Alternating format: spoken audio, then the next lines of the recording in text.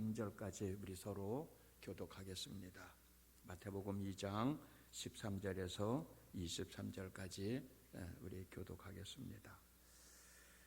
그들이 떠난 후에 주의 사자가 요셉에게 현몽하여 이르되 헤롯이 아기를 찾아 죽이려 하니 일어나 아기가 그의 어머니를 데리고 애굽으로 피하여 내가 내게 이르기까지 거기 있으라 하시니 요셉이 일어나서 밤에 아기와 그의 어머니를 데리고 애굽으로 헤롯이 죽기까지 거기 있었으니 이는 주께서 선지자를 통하여 말씀하신 바 애굽으로부터 내 아들을 불렀다 함을 이루려 하심이라.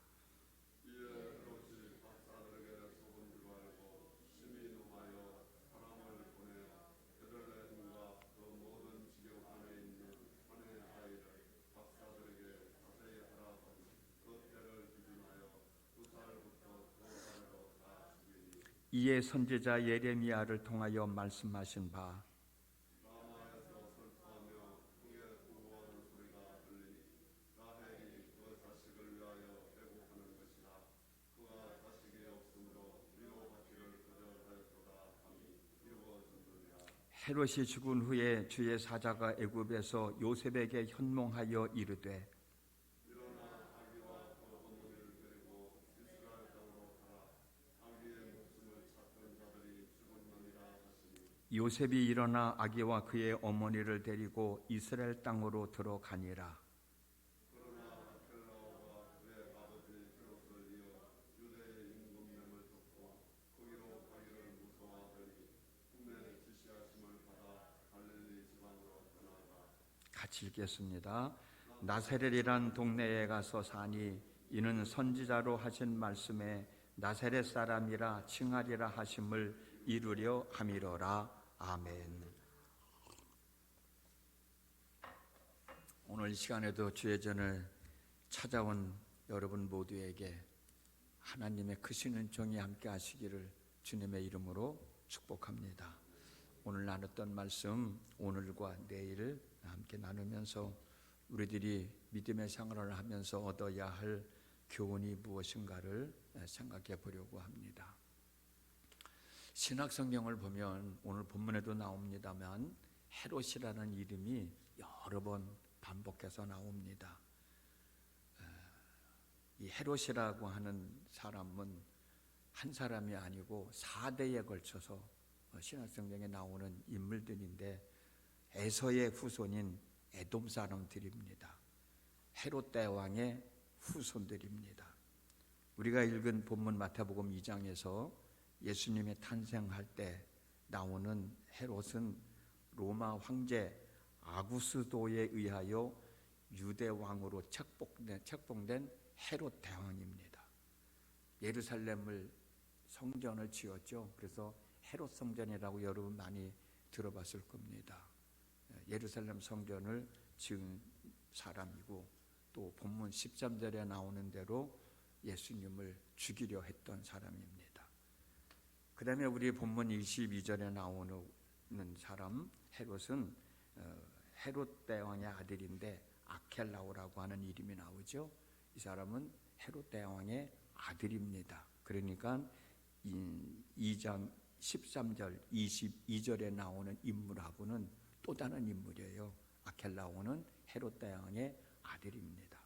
이 사람도 잔인한 사람이었기 때문에 본문에 나오는 대로 요셉은 애국으로 피난 갔다가 돌아올 때 유대 땅으로 돌아오지 않고 나사렛으로 돌아가서 살아갈 수밖에 없었던 사람입니다.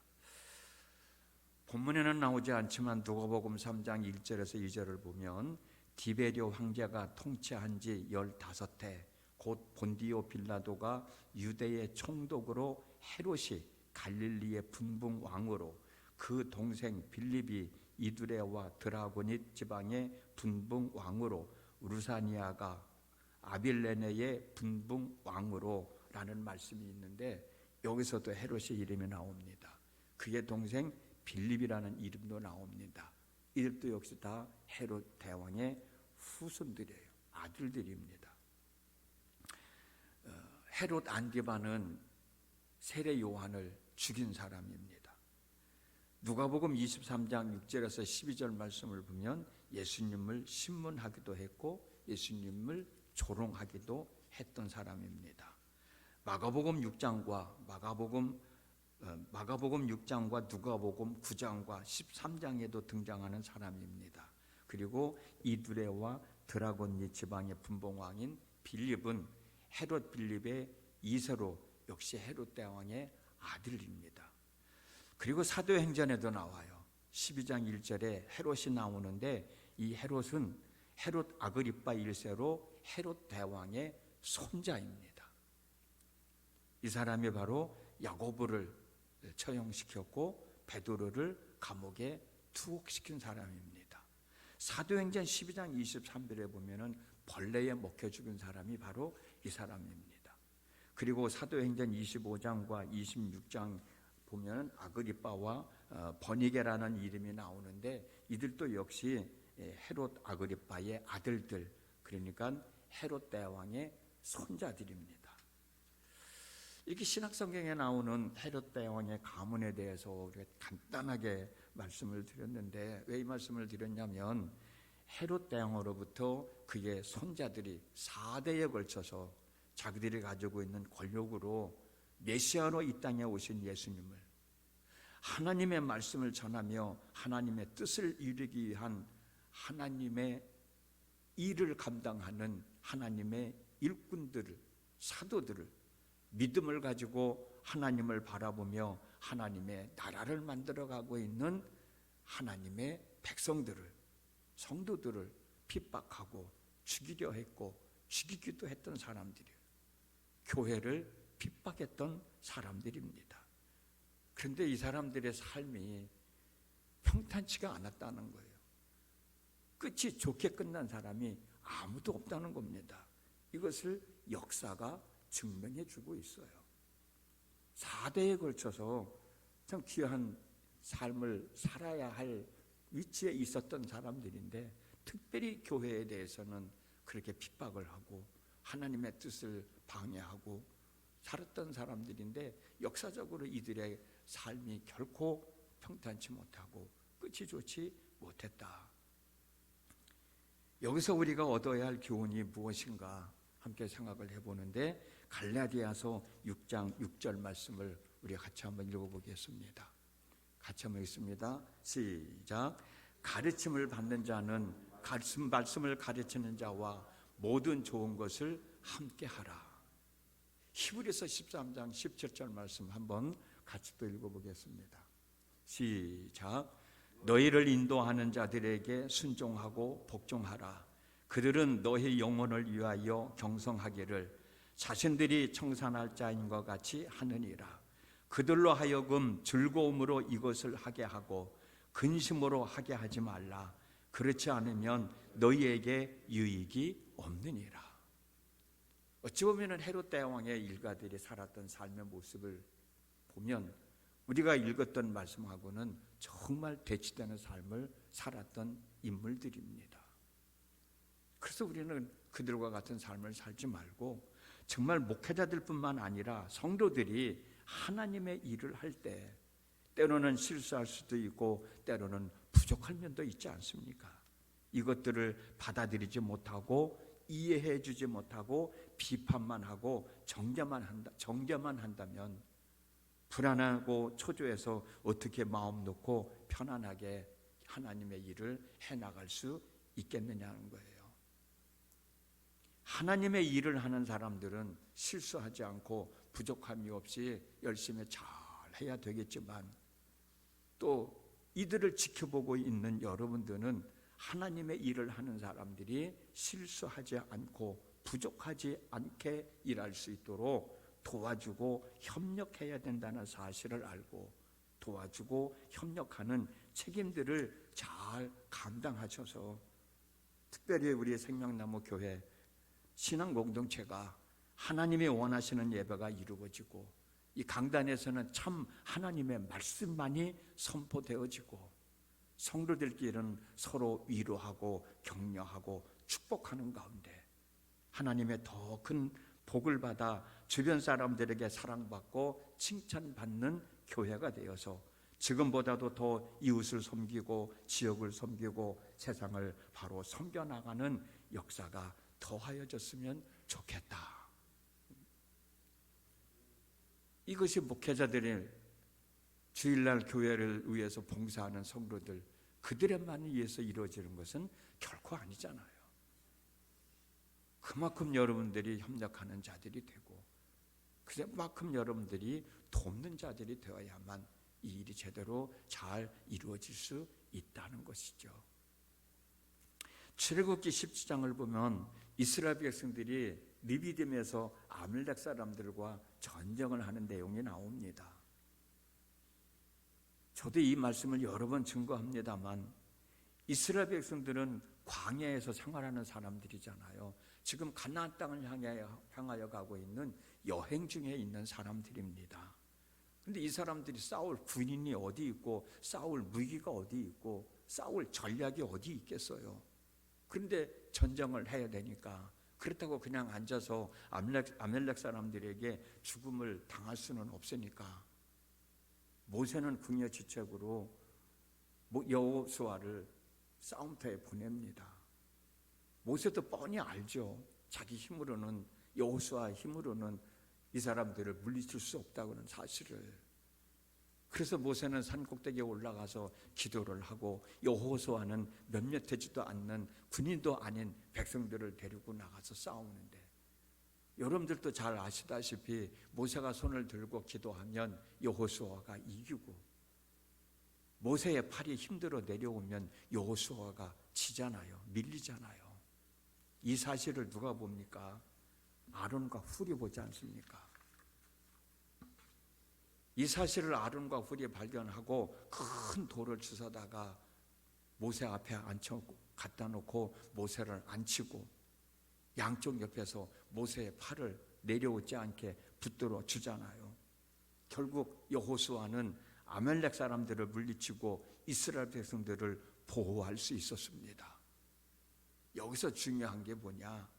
아론과 훌 때문에 아론과 훌은 물론이고 모세도 살았고 여호수아도 살았고 이스라엘 백성들도 살아남을 수 있게 되었던 거죠.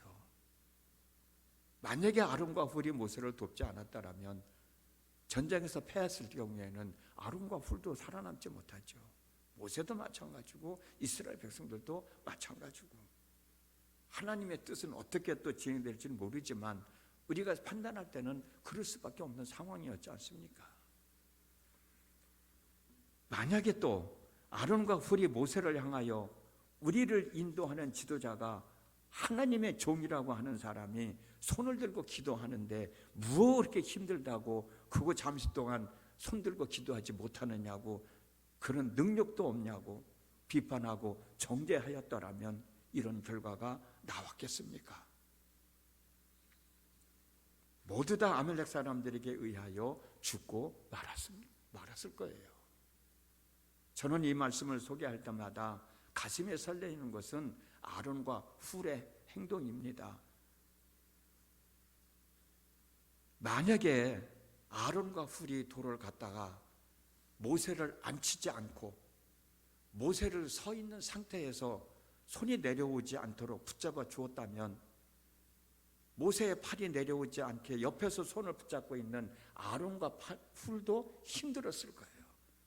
같이 서 있는 상태에서 손을 들고 있을 때 이 팔이 내려오지 않게 옆에서 자기들도 서서 손을 이렇게 받치고 있으려면 얼마나 힘들었겠어요.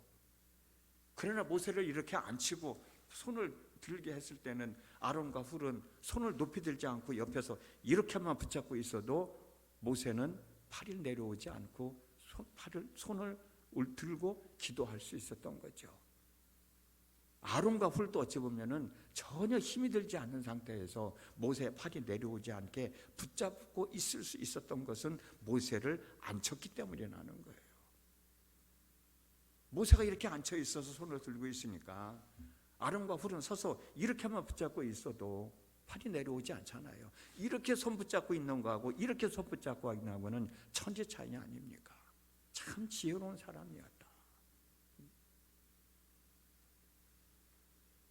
어찌 보면은 모세가 팔을 내려오지 않게 붙잡아 준 것이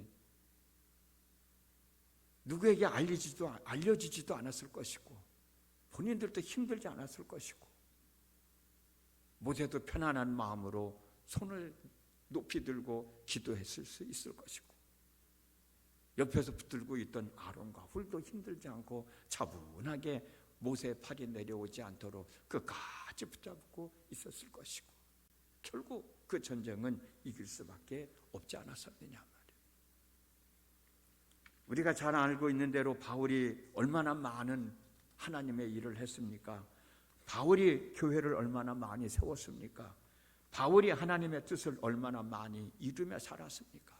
그런데 여러분, 바울이 이런 일을 할 수 있었던 것은 바울이 이런 일을 할 수 있도록 하나님이 뒤에서 역사하셨지만 바울 뒤에서 바울을 지지하며 기도해주며 경제적으로 지원을 해준 많은 사람들이 있었기 때문이라는 것 여러분 잘 아시잖아요. 바울이 쓴 편지 마지막 부분을 보면 누구를 무난하고 누구를 무난하다는 이야기들이 쭉 나옵니다. 그 사람들이 다 누구예요? 바울이 앞장서서 일할 수 있도록 뒤에서 기도로 물질로 헌신했던 사람들이에요. 우리 모두가 이런 믿음의 사람들이 되어서 생명나무를 통하여 이루고자 하시는 하나님의 뜻을 이루어내고 귀하고 복된 삶을 살아가는 믿음의 권속들이 된다고 하면 우리가 살아가는 우리 시대뿐만 아니라 우리 자자 손손들에게 임하는 하나님의 은혜가 얼마나 클까.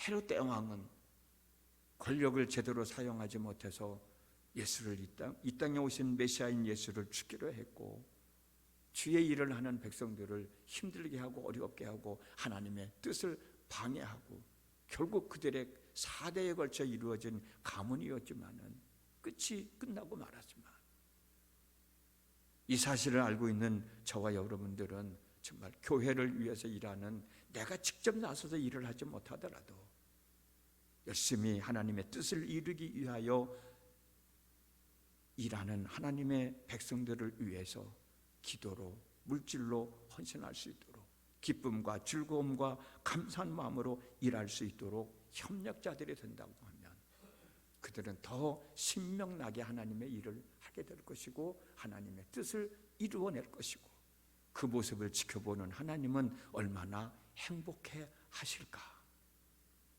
오늘도 우리가 살아가면서 생각해야 할 것도 많이 있고 때로는 고민해야 할 것도 많이 있지만 아론과 훌을 한 번 더 생각해 보면서 바울 뒤에서 일할 수 있도록 협력했던 그 많은 사람들을 한번 생각해 보면서 나는 내가 섬기는 생명나무 교회를 위해서 어떻게 헌신할까?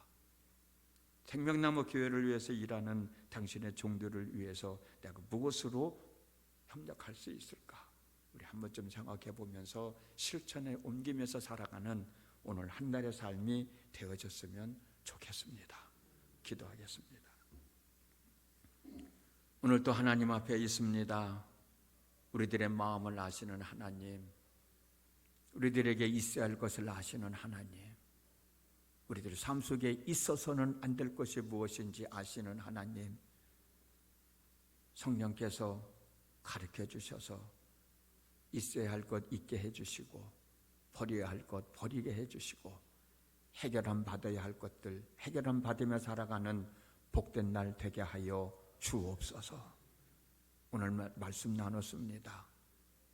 신약 성경에 나오는 헤롯 대왕의 후예들, 그들이 어떤 삶을 살았는지 우리는 이미 잘 알고 있지만 그들의 종말이 어떻게 끝이 났는지도 우리는 잘 알고 있습니다.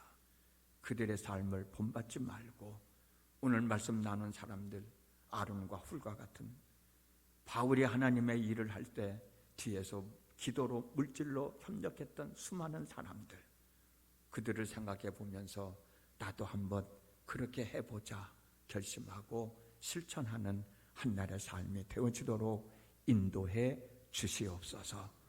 예수님의 이름으로 기도드렸습니다. 아멘. 216